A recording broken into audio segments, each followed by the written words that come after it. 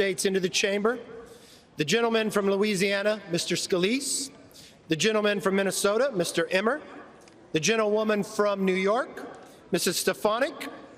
The gentleman from North Carolina, Mr. Hudson. The gentleman from Alabama, Mr. Palmer. The gentleman from Louisiana, Mr. Johnson. The gentlewoman from Oregon, Mrs. Chavez DeReamer. The gentlewoman from Virginia, Mrs. Kiggins. The gentleman from New York, Mr. Jeffries. The gentlewoman from Massachusetts, Ms. Clark. The gentleman from California, Mr. Aguilar. The gentleman from California, Mr. Liu. The gentlewoman from Washington, Del Bene. The gentleman from South Carolina, Mr. Clyburn. The gentleman from Colorado, Mr. Negus. And the gentlewoman from California, Mrs. Chu.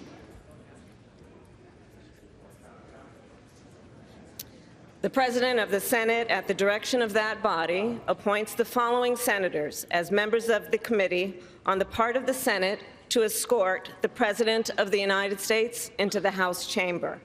The Senator from New York, Mr. Schumer.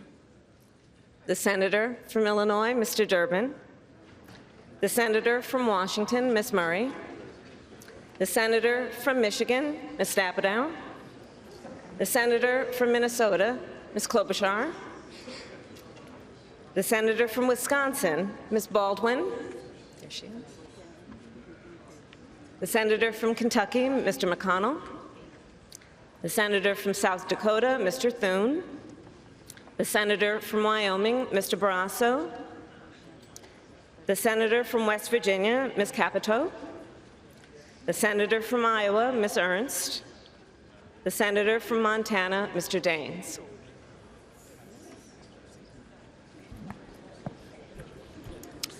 The members of the Escort Committee will exit the chamber through the lobby doors.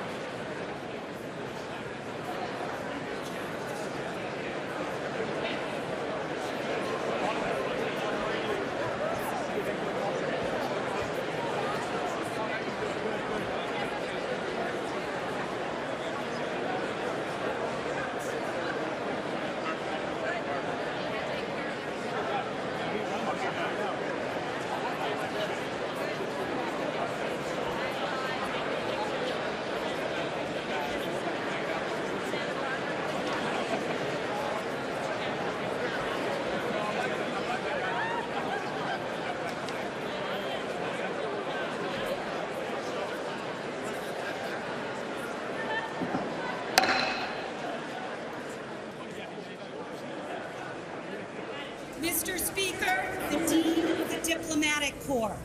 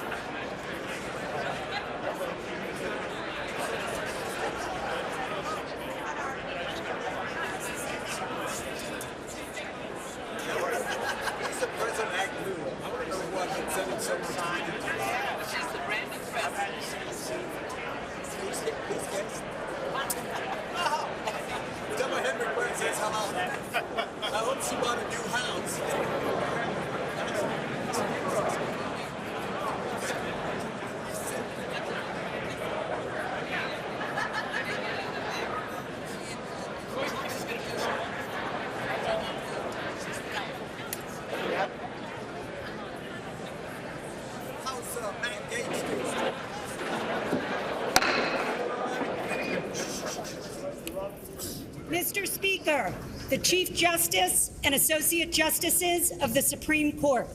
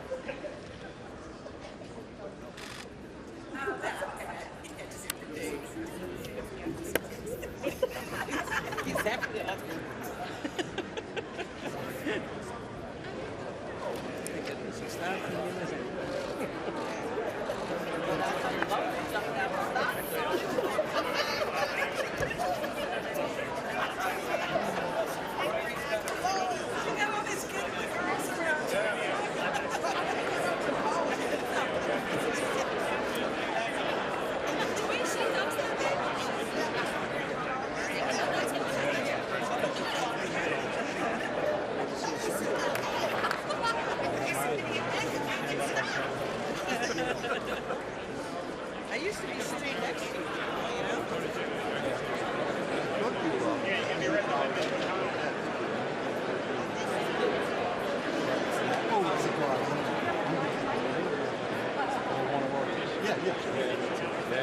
I usually am avoid.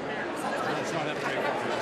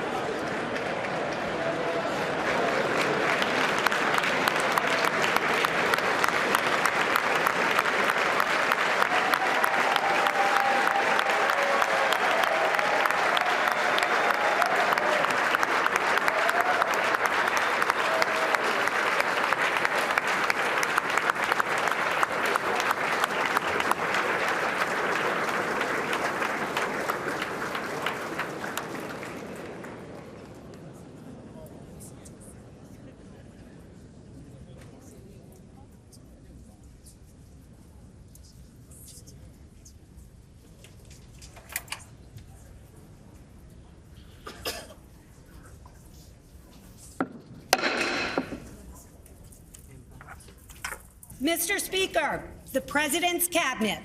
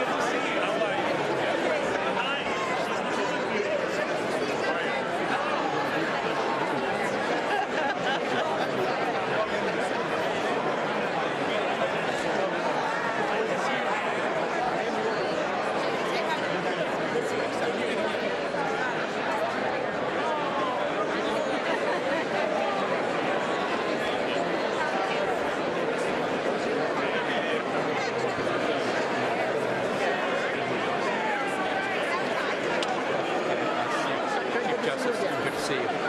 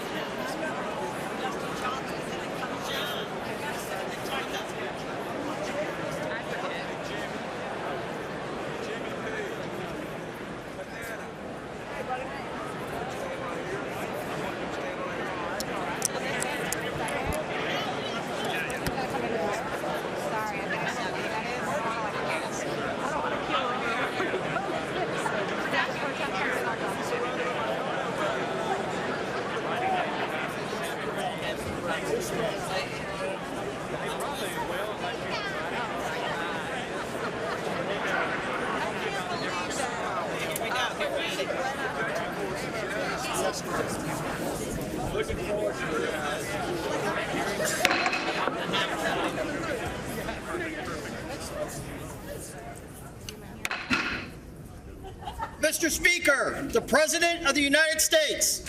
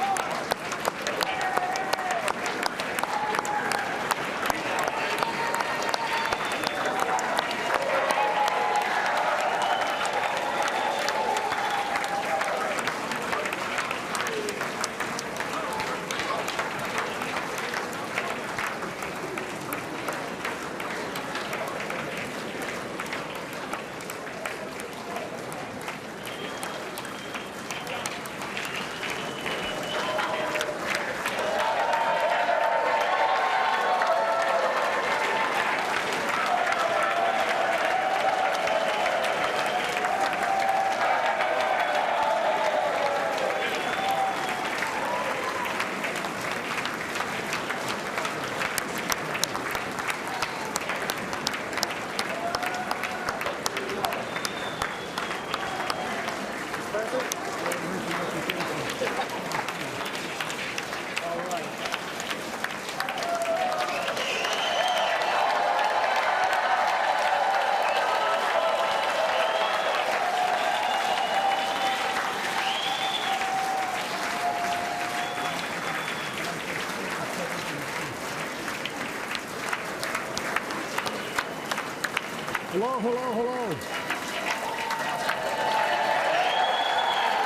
Thank you.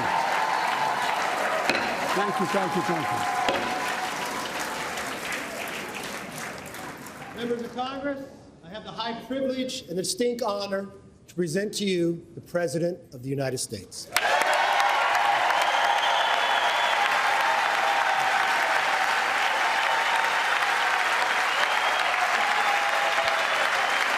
Mr. Speaker. Thank you. You can smile. It's okay. Thank you. Thank you. Please.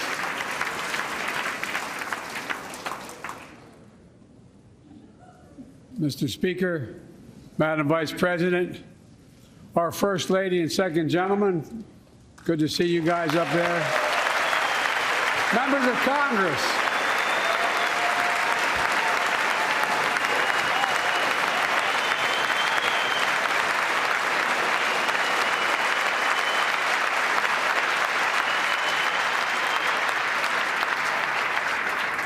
By the way, Chief Justice, I may need a court order. She gets to go to the game tomorrow, next week. I have to stay home. Got to work something out here. Members of the Cabinet, leaders of our military, Chief Justice, Associate Justice, and retired Justice of the Supreme Court, and to you, my fellow Americans. You know, I start tonight by congratulating the 118th Congress and the new Speaker of the House, Kevin McCarthy.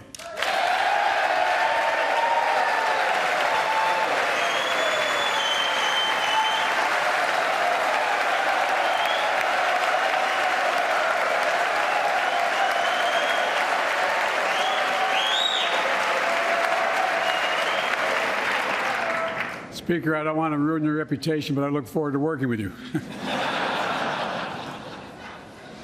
And I want to congratulate the new leader of the House Democrats, the first African-American minority leader in history, Hakeem Jeffries.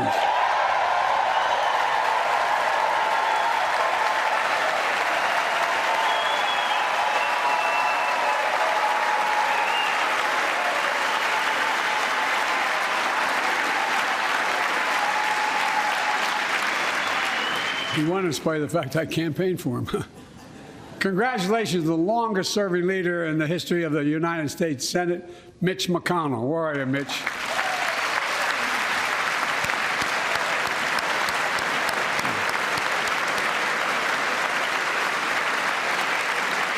And congratulations to Chuck Schumer, another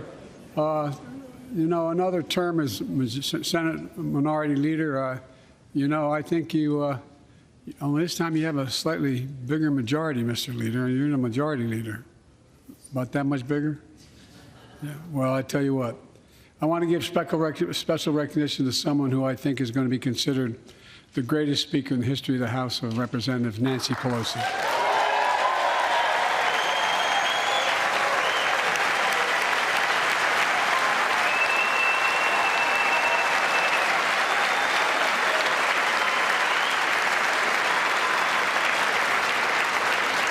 Folks, the story of America is a story of progress and resilience, of always moving forward, of never, ever giving up.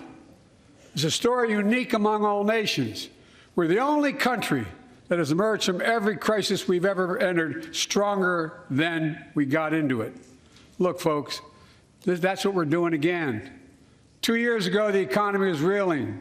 I stand here tonight after we've created, with the help of many people in this room, 12 million new jobs, more jobs created in 2 years than any president's created in 4 years, because of you all, because of the American people. 2 years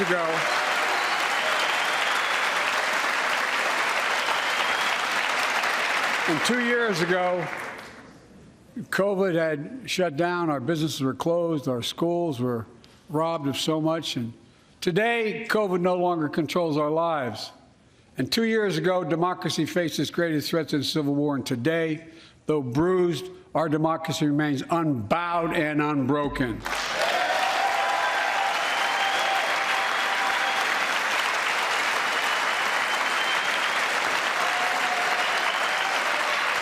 As we gather here tonight, we're writing the next chapter in the great American story, a story of progress and resilience. When world leaders ask me to define America, and they do, believe it or not, I can define it in one word, and I mean this: possibilities. We don't think anything is beyond our capacity. Everything is a possibility. You know, we're often told that Democrats and Republicans can't work together. But over the past 2 years, we've proved the cynics and naysayers wrong. Yes, we disagreed plenty. And yes, there were times when Democrats went alone. But time and again, Democrats and Republicans came together to defend a stronger and safer Europe. It came together to pass once in a generation infrastructure law, building bridges connecting our nation and our people. We came together to pass the most significant law ever, helping victims exposed to toxic burn pits. And in fact,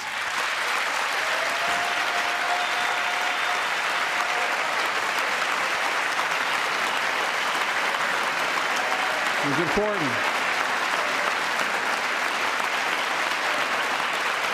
And in fact, I signed over 300 bipartisan pieces of legislation since becoming president. From reauthorizing the Violence Against Women Act, to the Electoral Count Reform Act, the Respect for Marriage Act that protects the right to marry the person you love. And to my Republican friends, if we could work together the last Congress, there's no reason we can't work together and find consensus on important things in this Congress as well. I think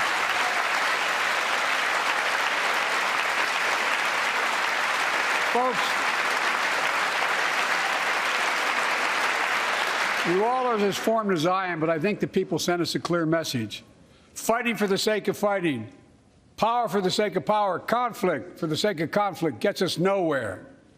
That's always been my vision of our country, and I know it's many of yours. To restore the soul of this nation, to rebuild the backbone of America, America's middle class, and to unite the country. We've been sent here to finish the job, in my view. For decades, the middle class has been hollowed out. In more than, and not one administration, but for a long time. Too many good-paying manufacturing jobs move overseas. Factories closed down. Once thriving cities and towns that many of you represent became shadows of what they used to be. And along the way, something else we lost: pride, our sense of self-worth. I ran for president to fundamentally change things, to make sure our economy works for everyone, so we can all feel that pride in what we do. To build an economy from the bottom up and the middle out, not from the top down. Because when the middle class does well, the poor have a ladder up, and the wealthy still do very well. We all do well.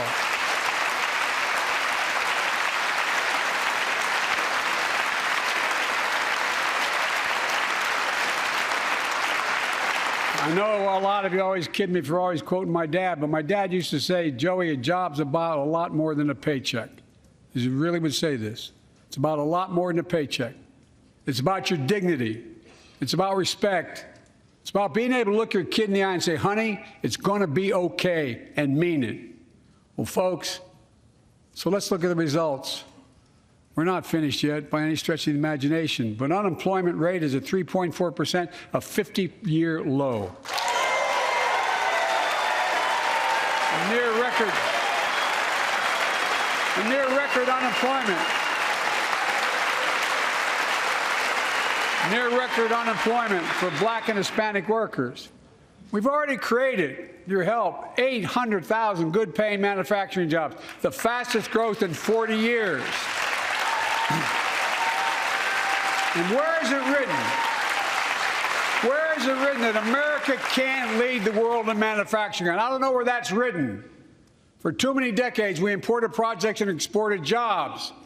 Now, thanks to what you've all done, we're exporting American products and creating American jobs. Folks,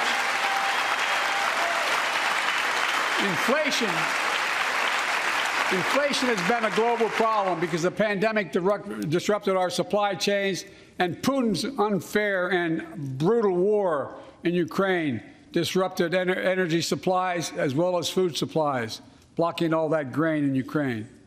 But we're better positioned than any country on earth right now. But we have more to do. But here at home, inflation is coming down. Here at home, gas prices are down $1.50 from their peak. Food inflation is coming down, not fast enough, but coming down. Inflation has fallen every month for the last 6 months, while take-home pay has gone up. Additionally, over the last 2 years, a record 10 million Americans applied to start new businesses. 10 million. And by the way, every time someone starts a small business is an act of hope. And Madam Vice President, I want to thank you for leading that effort to ensure that small businesses have access to capital and the historic laws we enacted that are going to just come into being. Standing here last year, I shared with you a story of American genius and possibilities. Semiconductors, small computer chips the size of a fingerprint that power everything, from cell phones to automobiles and so much more. These chips were invented in America. Let's get that straight. They were invented in America.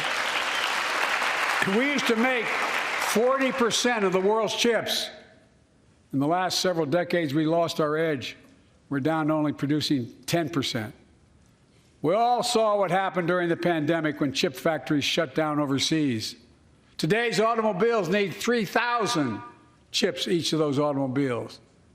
But American automobiles couldn't make enough cars because there weren't enough chips. Car prices went up, people got laid off, so did everything from refrigerators to cell phones. We can never let that happen again. That's why we came together to pass the Bipartisan Chips and Science Act.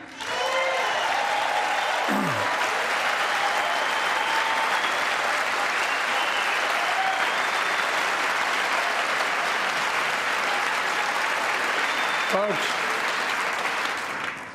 I know I've been criticized for saying this, but I'm not changing my view.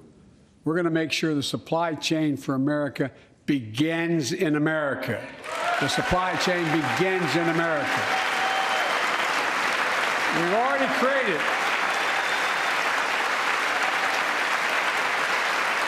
created 800,000 new manufacturing jobs without this law, before the law kicks in. With this new law, we're going to create hundreds of thousands of new jobs across the country. And I mean all across the country, throughout not just the coast, but through the middle of the country as well. That's going to come from companies that have announced more than $300 billion in investment in American manufacturing over the next few years. Outside of Columbus, Ohio, Intel is building semiconductor factories on 1,000 acres, literally a field of dreams. It's going to create 10,000 jobs, that one investment, 7,000 construction jobs, 3,000 jobs in those factories once they're finished. They call them factories. Jobs paying an average of $130,000 a year, and many do not require a college degree.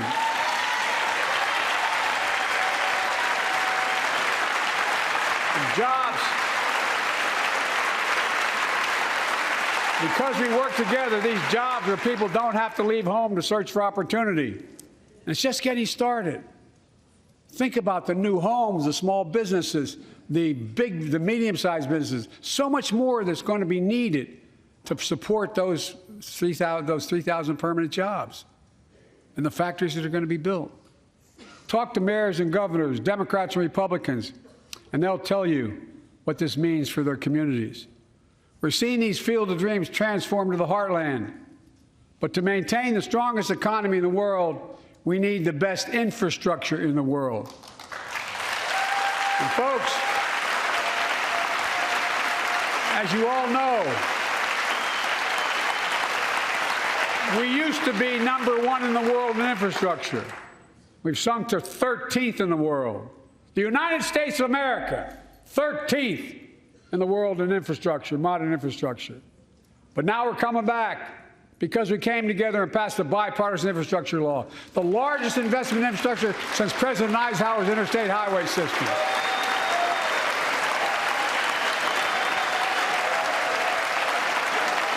And folks, already we've funded over 20,000 projects, including major airports from Boston to Atlanta to Portland. Projects that are going to put thousands of people to work rebuilding our highways, our bridges, our railroads, our tunnels, ports, airports, clean water, high-speed internet, all across America. Urban, rural, tribal. And folks, we're just getting started. We're just getting started. And I mean it sincerely. I want to thank my Republican friends who voted for the law, and my Republican friends who voted against it as well. But I still get asked to fund the projects in those districts as well. But don't worry. I promised I'd be a president for all Americans. We'll fund these projects. And I'll see you at the groundbreaking. Look, this law will further unite all of America. Projects like Brent Spence Bridge in Kentucky over the Ohio River, built 60 years ago, badly needed repairs, one of the nation's most congested freight routes, carrying $2 billion worth of freight every single day across the Ohio River. And folks, I've been talking about fixing it for decades, but we're really finally going to get it done. Yes.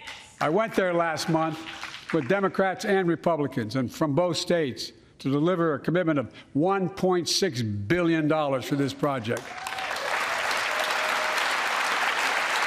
And while I was there, I met a young woman named Sarah, who's here tonight. I don't know where Sarah is. Is she up in the box? I don't know. Sarah, how are you? Well, Sarah, for 30 years,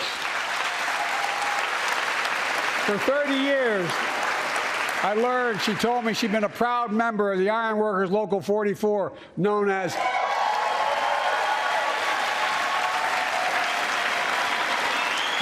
the Cowboys in the Sky. The folks who built Cincinnati's skyline.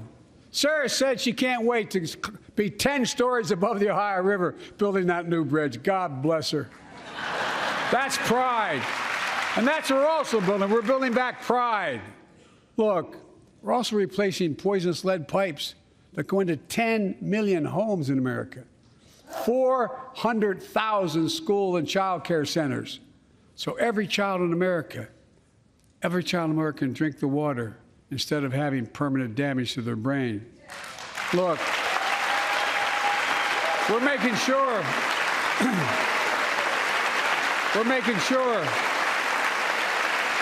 that every community in America has access to affordable high-speed internet. No parent should have to drive by McDonald's parking lot to help them do their homework online with their kids, which thousands were doing across the country. And when we do these projects, and again I get criticized for this, but I make no excuses for it, we're going to buy American. We're going to buy America. Folks,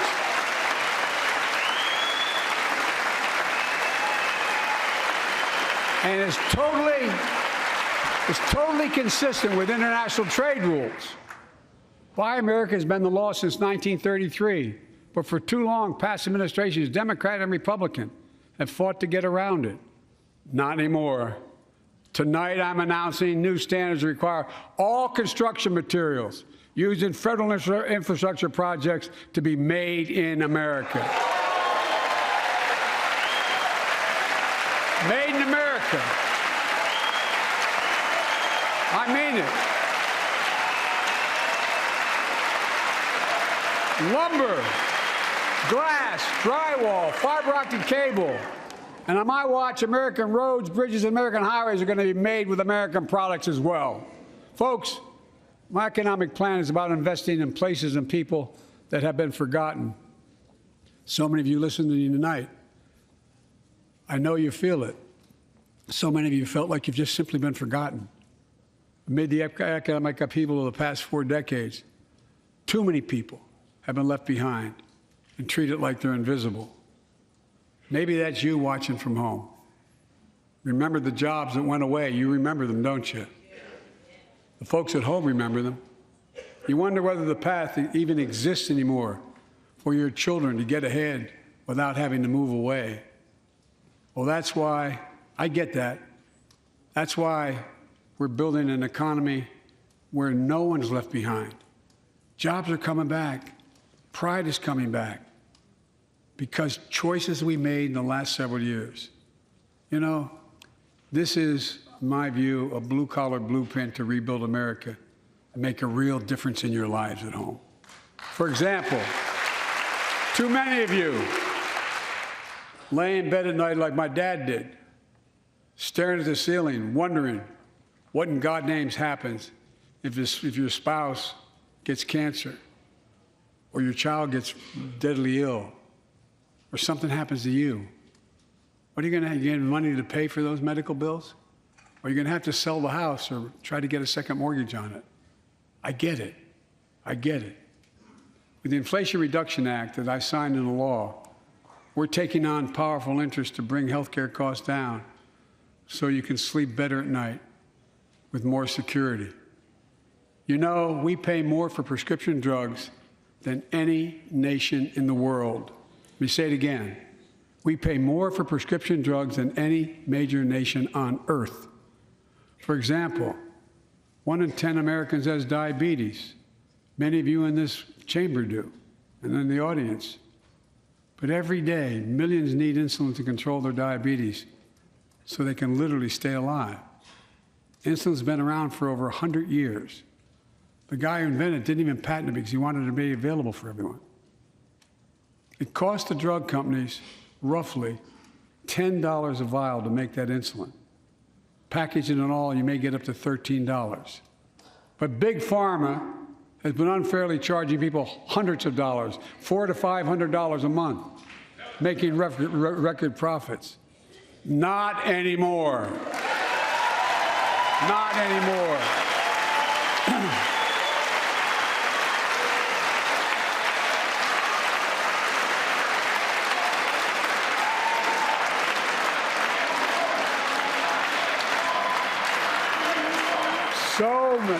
So many things that we did are only now coming to fruition.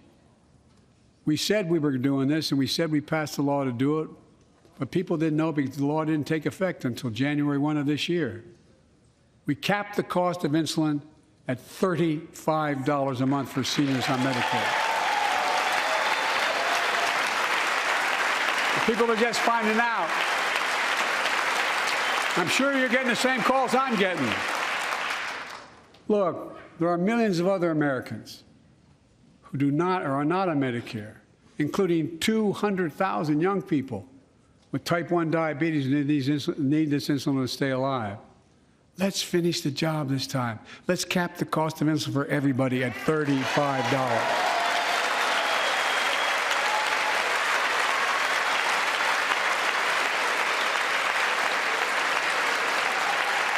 Folks, and Big Pharma is still going to do very well, I promise you all. I promise you they're going to do very well. This law also caps and won't even go into effect until 2025.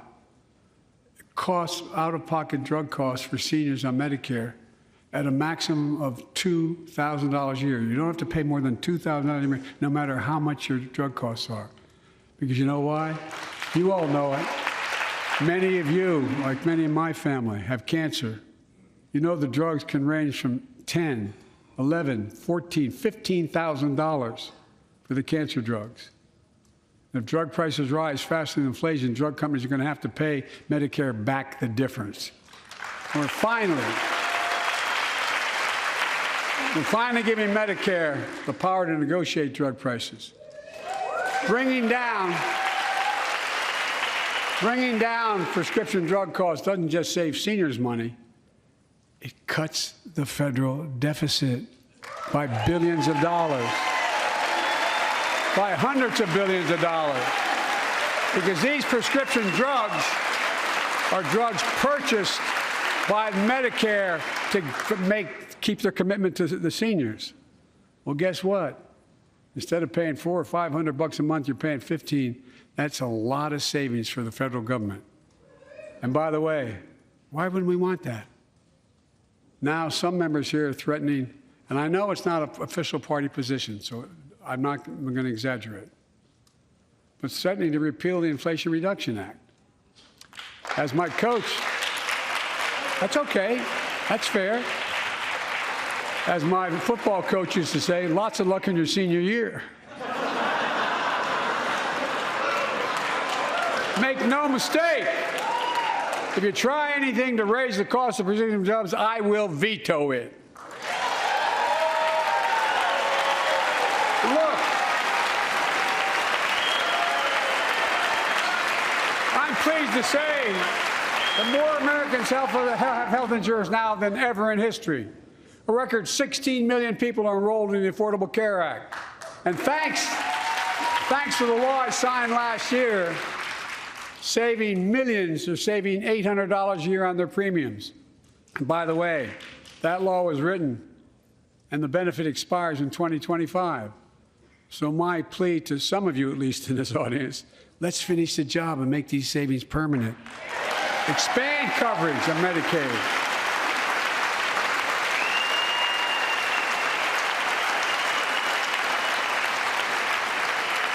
Look, the Inflation Reduction Act is also the most significant investment ever in climate change. Ever. Lowering utility bills, creating American jobs, leading the world to a clean energy future. I visited the devastating aftermath of record floods, droughts, storms, and wildfires from Arizona to Mexico to all the way up to the Canadian border. More timber has been burned, as I've observed from helicopters, than the entire state of Missouri. And we don't have global warming? Not a problem. In addition to emergency recovery, from Puerto Rico to Florida to Idaho, we're rebuilding for the long term. New electric grids that are able to weather major storms and not prevent those forest fires. Roads and water systems will withstand the next big flood. Clean energy to cut pollution and create jobs in communities often left behind. We're going to build 500,000 electric vehicle charging stations installed across the country by tens of thousands of IBEW workers. And we're helping families save more than $1,000 a year with tax credits to purchase electric vehicles and efficient appliances, energy-efficient appliances. Historic conservation efforts to be responsible stewards of our land. Let's face reality. The climate crisis doesn't care if you're in a red or blue state. It's an existential threat. We have an obligation, not to ourselves, but to our children and grandchildren, to confront it. I'm proud of how America, at last, is stepping up to the challenge. We're still going to need oil and gas for a while. But guess what? No, we do. But there's so much more to do. We got to finish the job. And we pay for these investments in our future by finally making the wealthiest and biggest corporations begin to pay their fair share. Just begin.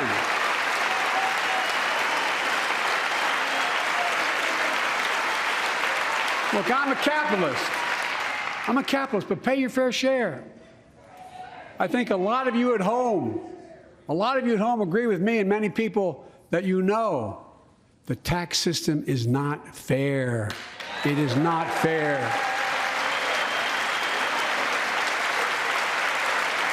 Look, the idea that in 2020, 55 of the largest corporations in America, the Fortune 500, made $40 billion in profits and paid zero in federal taxes? Zero? Folks, it's simply not fair. But now, because of the law I signed, billion-dollar companies have to pay a minimum of 15%. God love them. 15%. That's less than a nurse pays. And let me be crystal clear. I said at the very beginning, under my plans, as long as I'm president, Nobody earning less than $400,000 will pay an additional penny in taxes. Nobody, not one penny. But let's finish the job. There's more to do. We have to reward work, not just wealth. Pass my proposal for the billionaire minimum tax. You know, there's 1,000 billionaires in America. It's up from about 600 in the beginning of the term. But no billionaire should be paying a lower tax rate than a school teacher or firefighter. I mean it. Think about it.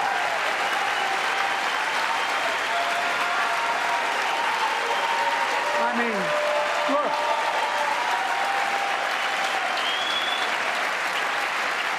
I know you aren't enthusiastic about that, but think about it.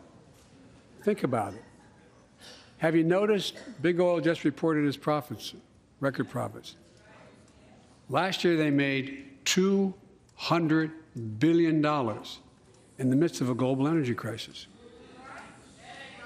I think it's outrageous. Why? They invested too little of that profit to increase domestic production. And when I talk to a couple of them, they say, well, we're afraid you're going to shut down all the oil wells, all the oil refineries anyway, so why should we invest in them? I said, we're going to need oil for at least another decade, and that's going to exceed and beyond that. We're going to need it. Production. If they had, in fact, invested in the production to keep gas prices down, instead, they used the record profits to buy back their own stock, rewarding their CEOs and shareholders. Corporations ought to do the right thing. That's why I propose we quadruple the tax on corporate stock buybacks and encourage long-term investments. They'll still make considerable profit. Let's finish the job and close the loophole to allow very wealthy to avoid paying their taxes. Instead of cutting the number of audits for wealthy taxpayers, I just signed a law to reduce the deficit by $114 billion by cracking down on wealthy tax cheats. That's being fiscally responsible. In the last 2 years, my administration has cut the deficit by more than $1.7 trillion, the largest deficit reduction in American history. Under the previous administration, the American deficit went up 4 years in a row. Because those record deficits, no president added more to the national debt in any 4 years than my predecessor. Nearly 25% of the entire national debt that took over 200 years to accumulate was added by just one administration alone, the last one. They're the facts. Check it out. Check it out. How did Congress respond to that debt? They did the right thing. They lifted the debt ceiling 3 times without preconditions or crisis. They paid American bills to prevent an economic disaster in the country. So tonight I'm asking the Congress to follow suit. Let's commit here tonight to the full faith and credit of the United States of America will never, ever be questioned. Some of my Republican friends want to take the economy hostage. I get it, unless I agree to their economic plans. All of you at home should know what those plans are. Instead of making the wealthy pay their fair share, some Republicans want Medicare and Social Security to sunset. I'm not saying it's a majority. Let me give you, anybody who doubts it, contact my office. I'll give you a copy. I'll give you a copy of the proposal. That means Congress doesn't vote. Well, I'm glad to see you. And I tell you, I enjoy conversion. You know, it means if Congress doesn't keep the programs the way they are, they'd go away. Other Republicans say, I'm not saying it's a majority of you. I don't even think it's even a significant, but it's being proposed by individuals. I'm not politely not naming them, but it's being proposed by some of you. Look, folks, the idea is that we're not going to be moved into being threatened to default on the debt if we don't respond. Folks,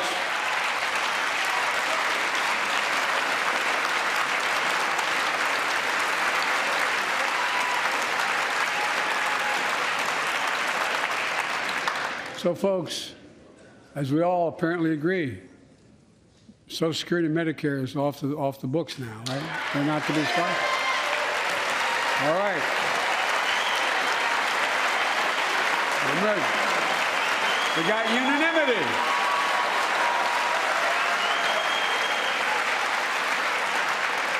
Social Security and Medicare are a lifeline for millions of seniors. Americans have to pay into them from the very first paycheck they started. So tonight, let's all agree, and we apparently are, let's stand up for seniors.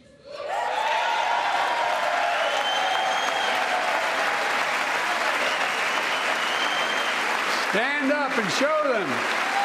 We will not cut Social Security. We will not cut Medicare. Those benefits belong to the American people. They earned it. And if anyone tries to cut Social Security, which apparently no one's going to do, and if anyone tries to cut Medicare, I'll stop them. I'll veto it. And look, I'm not going to allow them to be taken away. Not today, not tomorrow, not ever. But apparently it's not going to be a problem. Next month, when I offer my fiscal plan, I ask my Republican friends to lay down their plan as well.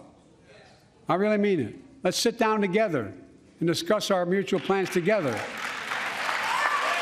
Let's do that.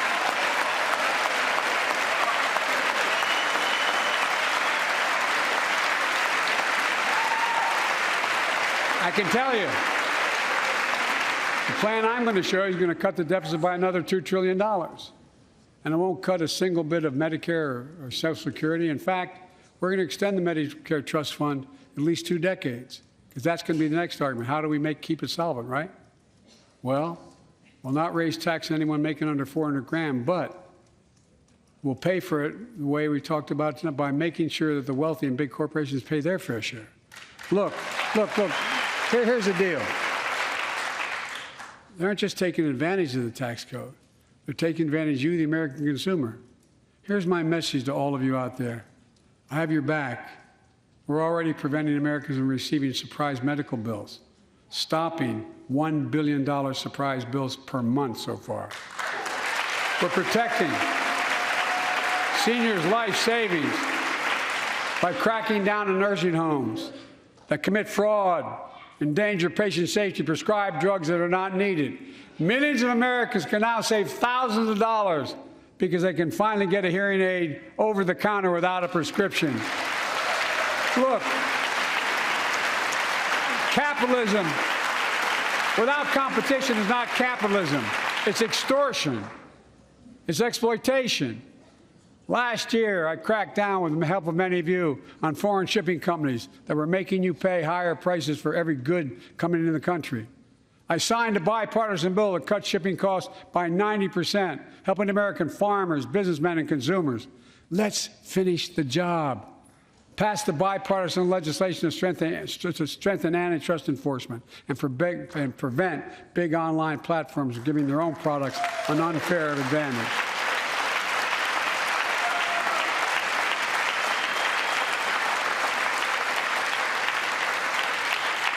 My administration is also taking on junk fees, those hidden surcharges too many companies use to make you pay more. For example, we're making airlines show you the full ticket price up front, refund your money if your flight is canceled or delayed. We've reduced exorbitant bank overdrafts by saving consumers more than $1 billion a year. We're cutting credit card late fees by 75%, from $30 to $8. Look, junk fees may not matter to the very wealthy, but they matter to most other folks in homes like the one I grew up in, like many of you did. They add up to hundreds of dollars a month. They make it harder for you to pay your bills or afford that family trip. I know how unfair it feels when a company overcharges you and gets away with it. Not anymore. We've written a bill to stop it all. It's called the Junk Fee Prevention Act. We're going to ban surprise resort fees that hotels charge on your bill. Those fees can cost you up to $90 a night at hotels that aren't even resorts. The idea that cable, internet, and cell phone companies can charge you $200 or more if you decide to switch to another provider. Give me a break. We can stop service fees on tickets to concerts and sporting events and make companies disclose all the fees up front. And we'll prohibit airlines from charging $50 round trip for a family just to be able to sit together. Baggage fees are bad enough. Airlines can't treat your child like a piece of baggage. Americans are tired of being. We're tired of being played for suckers. So pass the Junk-Free Prevention Act so companies stop ripping us off. For too long, workers have been getting stiffed, but not anymore.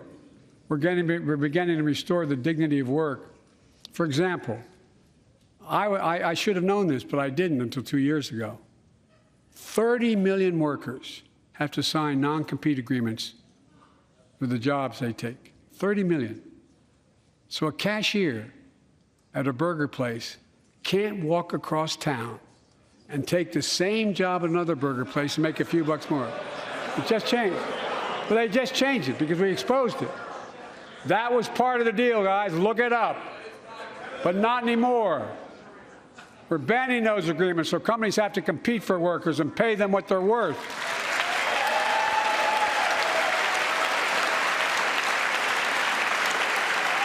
And I must tell you, this is bound to get a response from my friends on my left but the right.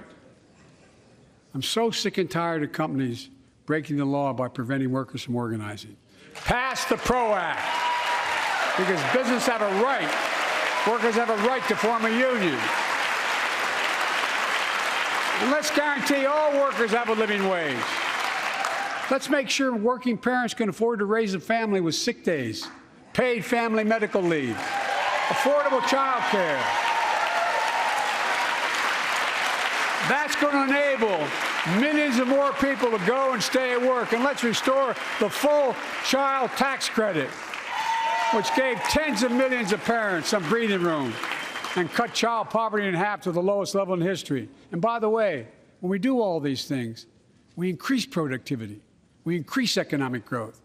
So let's finish the job and get more families access to affordable, quality housing. Let's get seniors who want to stay in their homes the care they need to do so. Let's give more breathing room to millions of family caregivers looking after their loved ones. Pass my plan so we get seniors and people with disabilities the home care and services they need. And support the workers who are doing God's work. These plans are fully paid for and we can afford to do them. Restoring the dignity of work means making education an affordable ticket to the middle class. You know, when we made public education, 12 years of it universal in the last century, we made the best educated, best paid, we became the best educated, best paid nation in the world. But the rest of the world's caught up. It's caught up. Jill, my wife, who teaches full time, has an expression. I hope I get it right, kid. Any nation that out-educates us is going to out-compete us. Any nation that out-educates is going to out-compete us. Folks, we all know 12 years of education is not enough to win the economic competition of the 21st century. We want to have the best educated workforce. Let's finish the job by providing access to preschool for 3 and 4 years old. Studies show that children who go to preschool are nearly 50% more likely to finish high school and go on to earn a 2- or 4-year degree, no matter their background they came from. Let's give public school teachers a raise.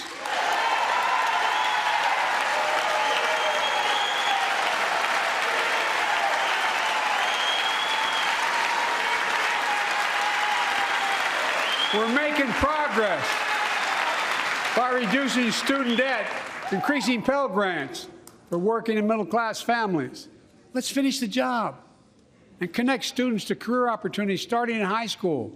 Provide access to 2 years of community college, the best career training in America in addition to being a pathway to a 4-year degree. Let's offer every American a path to a good career, whether they go to college or not. And folks, in the midst of the COVID crisis, when schools were closed, and we were shutting down everything. Let's recognize how far we came in the fight against the pandemic itself.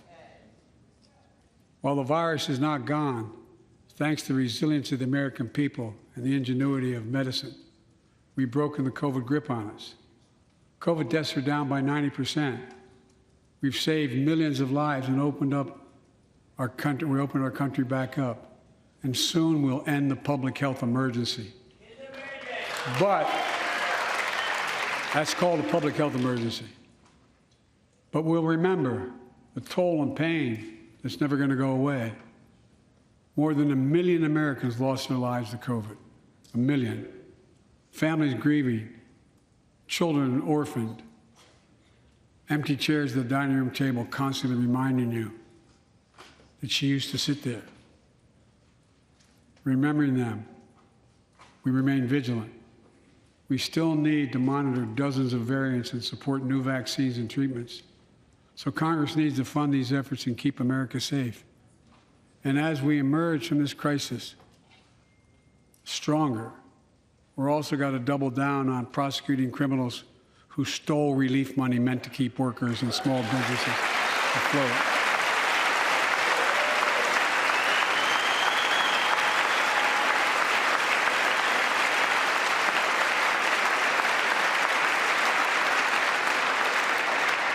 Before I came to office, you remember, during that campaign, the big issue was about inspector generals who would protect taxpayers' dollars who were sidelined.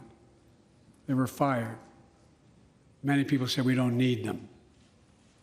And fraud became rampant. Last year, I told you the watchdogs are back. Since then, we've recovered billions of taxpayers' dollars.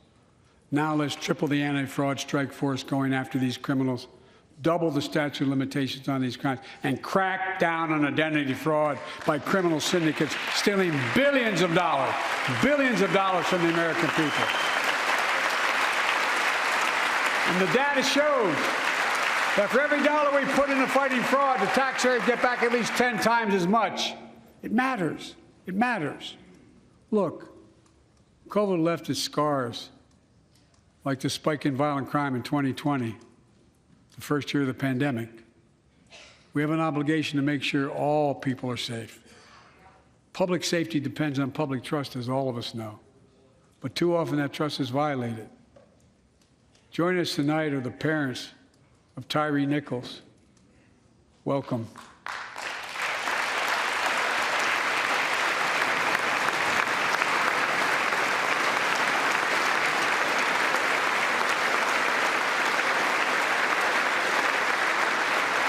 We had to bury Tyree last week.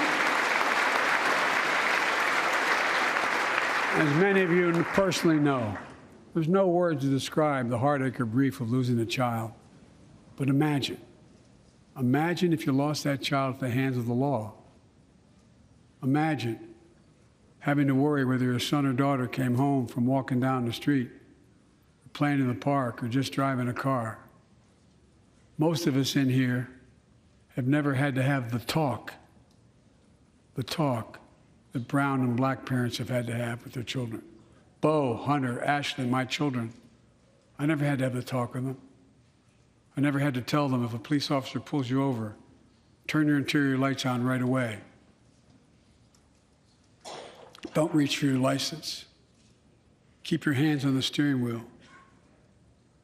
Imagine having to worry like that every single time your kid got in a car. Here's what Tyree's mother shared with me when I spoke to her. When I asked her how she finds the courage to carry on and speak out. The faith of God, she said her son was, quote, a beautiful soul, and something good will come of this. Imagine how much courage and character that takes. It's up to us, to all of us. We all want the same thing. Neighborhoods free of violence. Law enforcement who earns the community's trust. Just as every cop, when they pin on that badge in the morning, has a right to be able to go home at night, so does everybody else out there. Our children have a right to come home safely. Equal protection under the law is a covenant we have with each other in America. We know police officers put their lives on the line every single night and day. And we know we ask them in many cases to do too much, to be counselors, social workers, psychologists, responding to drug overdoses, mental health crises, and so much more. In one sense, we ask much too much of them. I know most cops and their families are good, decent, honorable people, the vast majority. But they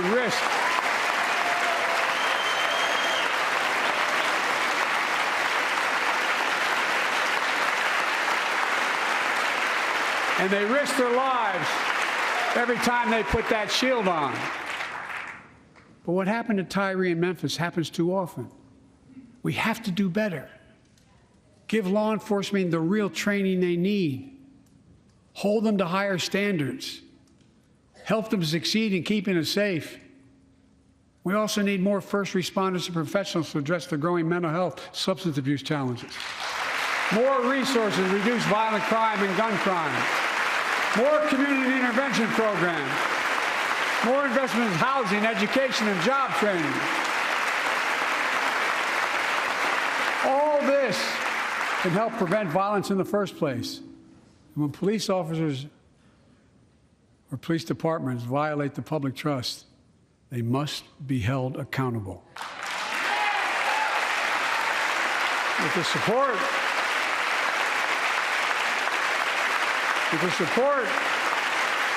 of the families of victims, civil rights groups, and law enforcement, I signed an executive order for all federal officers, banning chokeholds, restricting no-knock warrants, and other key elements of the George Floyd Act. Let's commit ourselves to make the words of Tyler's mom true. Something good must come from this. Something good. And all of us,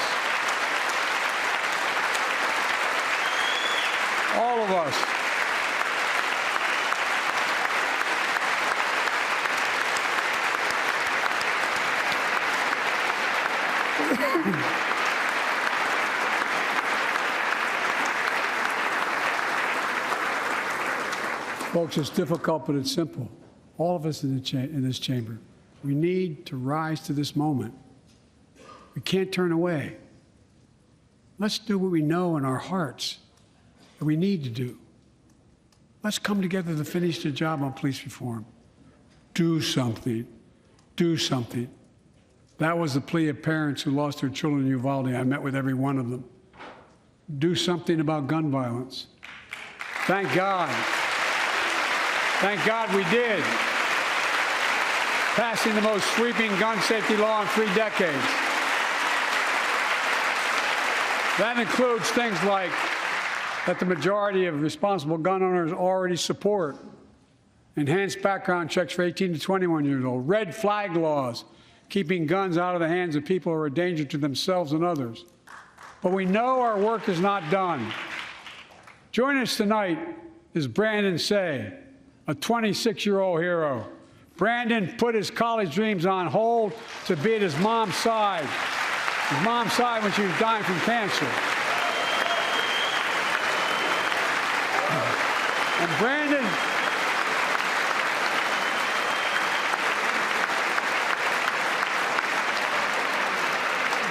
now works at the dance studio started by his grandparents. And 2 weeks ago, during the Lunar New Year celebrations, he heard the studio door close, and he saw a man standing there pointing a semi-automatic pistol at him. He thought he was going to die, but he thought about the people inside. And in that instant, he found the courage to act and wrestled a semi-automatic pistol away from the gunman who had already killed 11 people in another dance studio. 11. He saved lives. It's time we do the same. Ban assault weapons now. Ban them now. Once and for all.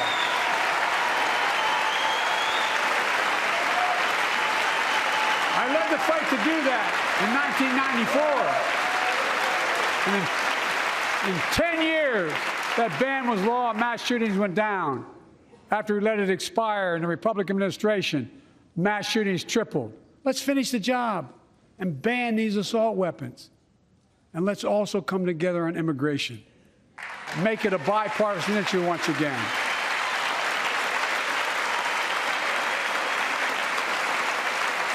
We now have a record number of personnel working to secure the border, arresting 8,000 human smugglers, seizing over 23,000 pounds of fentanyl in just the last several months. We've launched a new border plan last month. Unlawful migration from Cuba, Haiti, Nicaragua, and Venezuela has come down 97% as a consequence of that. But American border problems won't be fixed until Congress acts. If we don't pass my comprehensive immigration reform, at least pass my plan to provide the equipment and officers to secure the border.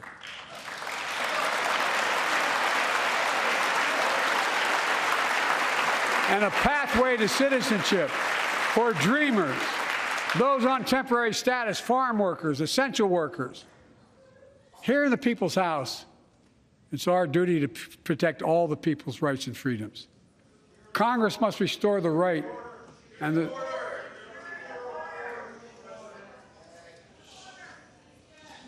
Congress must restore the right that was taken away in Roe v. Wade and protect Roe v. Wade.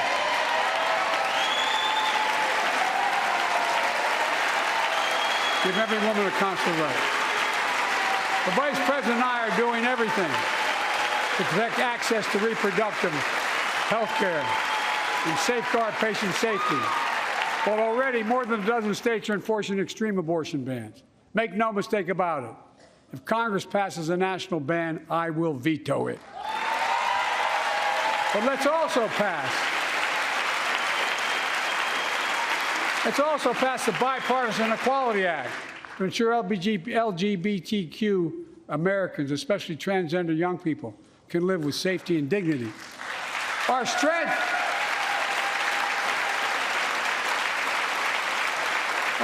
is not just the example of our power, but the power of our example. Let's remember the world's watching.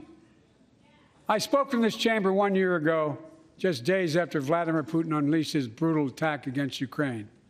A murderous assault, evoking images of death and destruction Europe suffered in World War II. Putin's invasion has been a test for the ages, a test for America, a test for the world.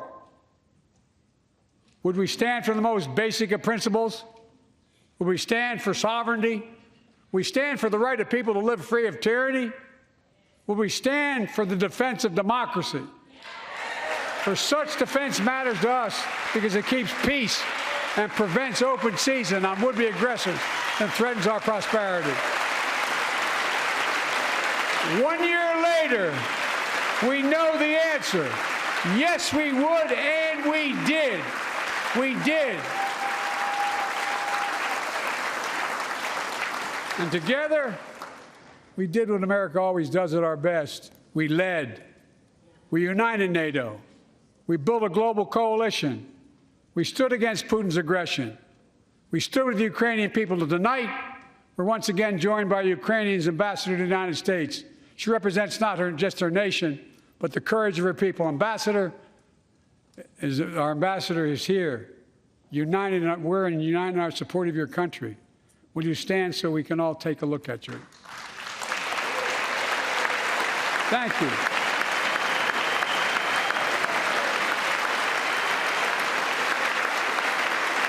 Because we're going to stand with you as long as it takes.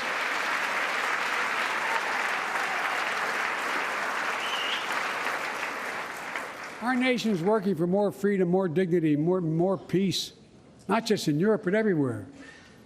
Before I came to office, the story was about how the People's Republic of China was increasing its power and America was failing in the world. Not anymore. We made clear, and I made clear in my personal conversations, which have been many, with President Xi, that we seek competition, not conflict. But I will make no apologies that we're investing to make America stronger, investing in American innovation and industries that will define the future, that China intends to be dominating. Investing in our alliances and working with our allies to protect advanced technologies so they will not be used against us. Modernizing our military to safeguard stability and deter aggression. Today, we're in the strongest position in decades to compete with China or anyone else in the world. Anyone else in the world. And I'm committed.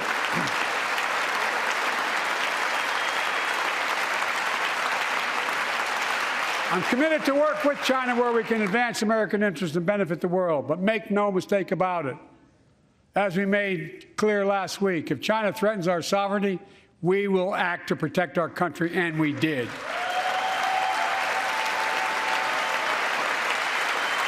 Look, let's be clear. Winning the competition should unite all of us. We face serious challenges across the world. But in the past 2 years, democracies have become stronger, not weaker. Autocracy has grown weaker, not stronger. Name me a world leader who changed places with Xi Jinping. Name me one. Name me one. America's rallying the world to meet those challenges, from climate to global health, to food insecurity, to terrorism, to territorial aggression. Allies are stepping up, spending more and doing more. Look, the bridges we're forming between partners in the Pacific and those in the Atlantic, and those who bet against America are learning how wrong they are. It's never, ever been a good bet to bet against America. Never.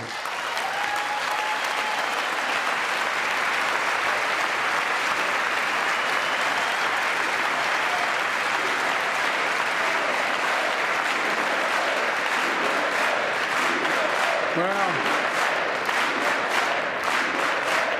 when I came to office, most assured that bipartisanship assumed was impossible, but never believed it. That's why a year ago I offered a unity agenda to the nation as I stood here. We made real progress together. We passed a law making it easy for doctors to prescribe effective treatments for opioid addiction. We passed the gun safety law, making historic investments in mental health. We launched the ARPA-H drive for breakthrough in the fights against cancer, Alzheimer's, and diabetes, and so much more. We passed the Heath Robinson Pact Act, named after the late Iraq War veteran whose story about exposure to toxic burn kits I shared here last year.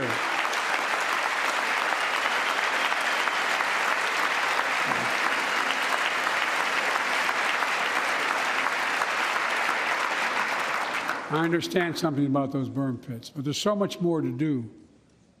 We can do it together. Joining us tonight is a father named Doug from Newton, New Hampshire.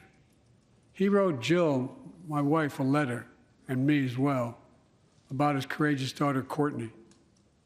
A contagious laugh, his sister's best friend, her sister's best friend. He shared a story all too familiar to millions of Americans and many of you in the audience. Courtney discovered pills in high school. It spiraled into addiction and eventually death from a fentanyl overdose. She was just 20 years old. Describing the last 8 years without her, Doug said, "There's no worse pain." Yet their family has turned pain to purpose, working to end the stigma and change laws. He told us he wants to start a journey toward American recovery. Doug, we're with you. Fentanyl is killing more than 70,000 Americans a year. Big, you got it.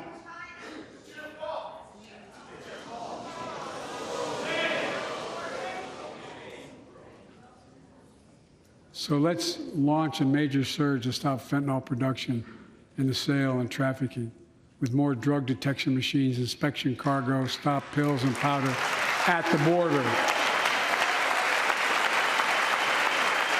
Working with couriers like FedEx to inspect more packages for drugs. Strong penalties to crack down on fentanyl trafficking. Second, let's do more on mental health, especially for our children. When millions of young people are struggling with bullying, violence, trauma, we owe them greater access to mental health care at their schools. We must finally hold social media companies accountable for experimenting or running children for profit. And it's time to pass bipartisan legislation to stop big tech from collecting personal data on our kids and teenagers online, ban targeted advertising to children, and impose stricter limits on the personal data that companies collect on all of us. Third, let's do more to keep this nation's one truly sacred obligation to equip those we send into harm's way and care for them and their families when they come home. Job training, job placement for veterans and their spouses as they come to return to civilian life. Helping veterans afford the rent, because no one should be homeless in America, especially someone who served the country.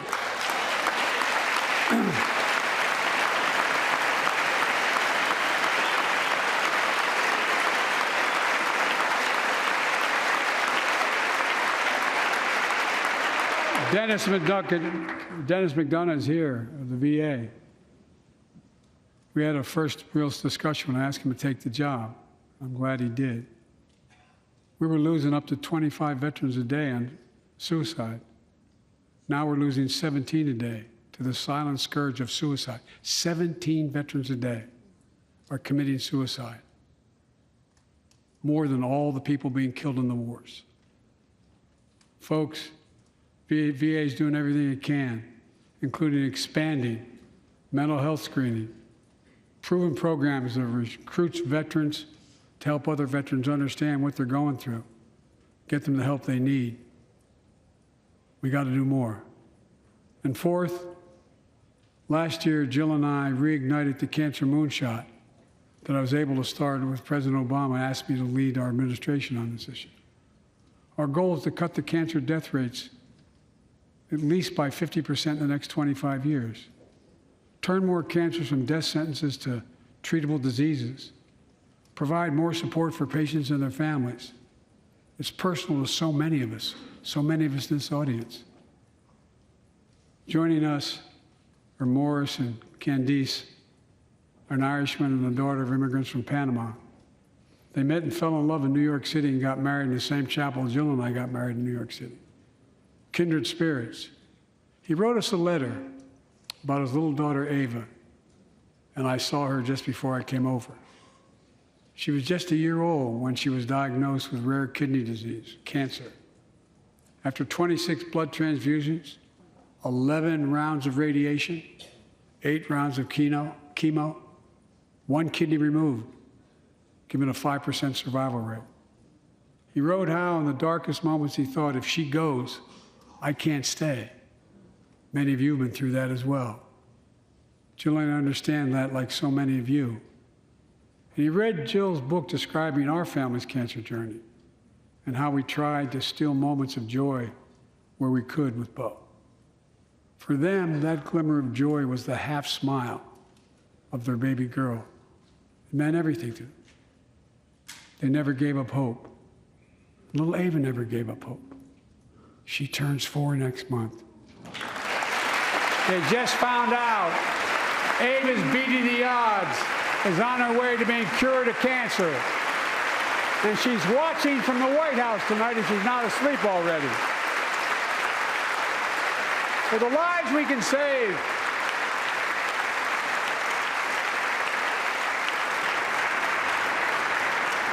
for the lives we can save and the lives we've lost, let this be a truly American moment that rallies the country and the world together and proves that we can still do big things. 20 years ago, under the leadership of President Bush and countless advocates and champions, he undertook a bipartisan effort through PEPFAR to transform the global fight against HIV/AIDS. It's been a huge success. He thought big. He thought large. He moved. I believe we can do the same thing with cancer.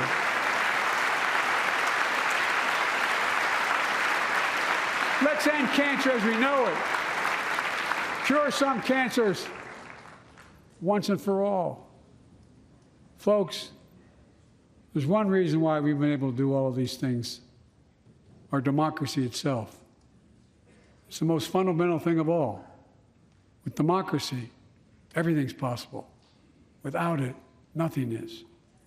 For the last few years, our democracy has been threatened and attacked, put at risk, put to the test, in this very room on January the 6th. And then just a few months ago, an unhinged big lie assailed and unleashed a political violence, the home of the then Speaker of the House of Representatives, using the very same language the insurrectionists used as they stalked these halls and chanted on January 6th. Here tonight in this chamber is a man who bears the scars of that brutal attack, but is as tough and as strong and as resilient as they get. My friend Paul Pelosi. Paul, stand up.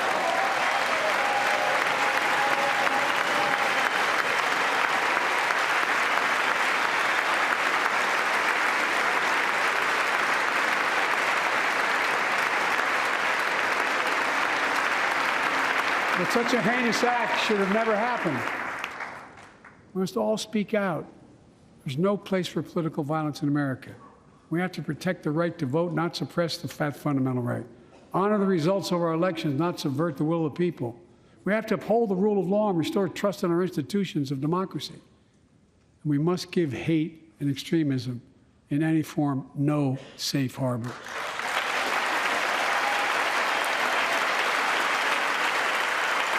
Democracy must not be a partisan issue. It's an American issue. Every generation of Americans has faced a moment where they have been called to protect our democracy, defend it, stand up for it. And this is our moment. My fellow Americans, we meet tonight at an inflection point, one of those moments that only a few generations ever face, where the direction we now take is going to decide the course of this nation for decades to come. We're not bystanders of history. We're not powerless before the forces that confront us. It's within our power of we, the people. We're facing the test of our time. We have to be the nation we've always been at our best, optimistic, hopeful, forward-looking, a nation that embraces light over dark, hope over fear, unity over division, stability over chaos. We have to see each other not as enemies, but as fellow Americans. We're good people. The only nation in the world built on an idea, the only one.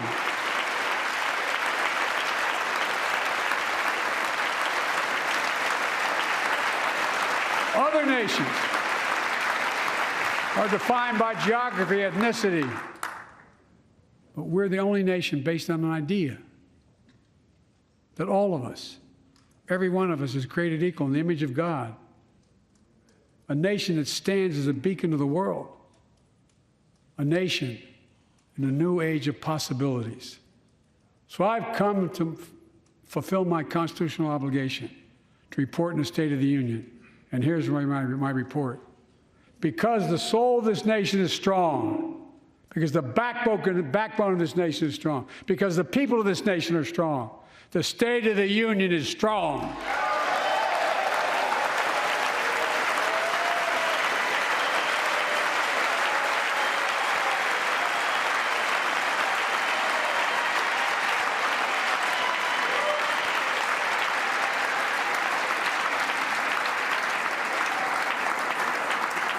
I'm not new to this place. I stand here tonight having served as long as about any one of you have ever served here. But I've never been more optimistic about our future, about the future of America. We just have to remember who we are. We're the United States of America, and there's nothing beyond our capacity if we do it together. God bless you all, and may God protect our troops. Thank you.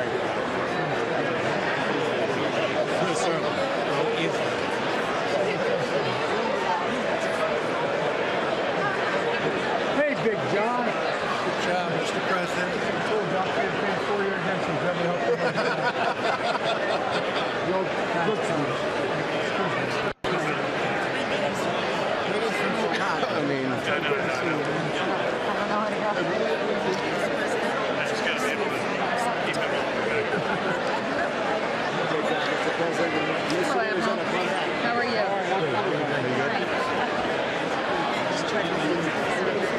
You know this guy behind me in the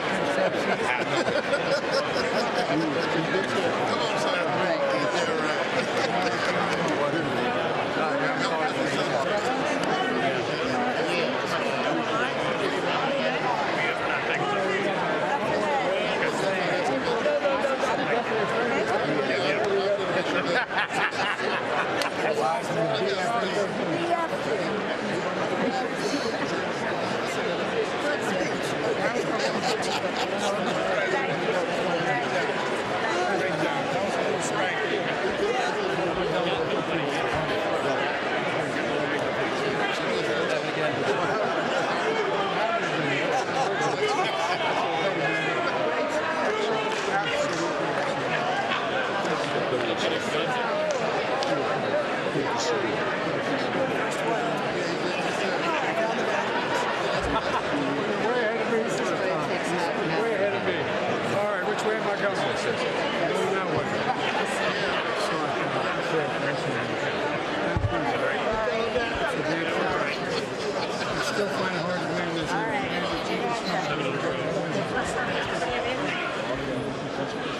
Thank you very much.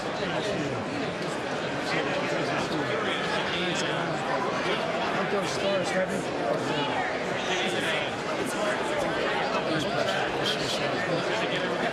Right, sir.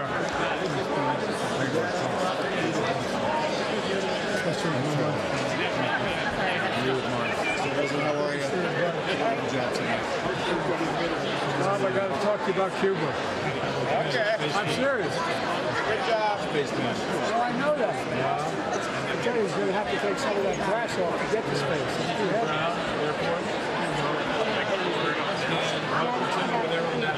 Well, by the way, my household, National Guard first.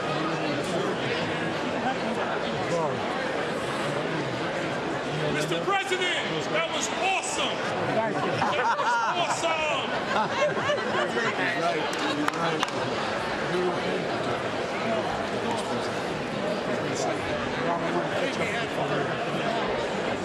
Wonderful speech. Hey, man. Hey, welcome to Detroit. I know you're from Motor City guy.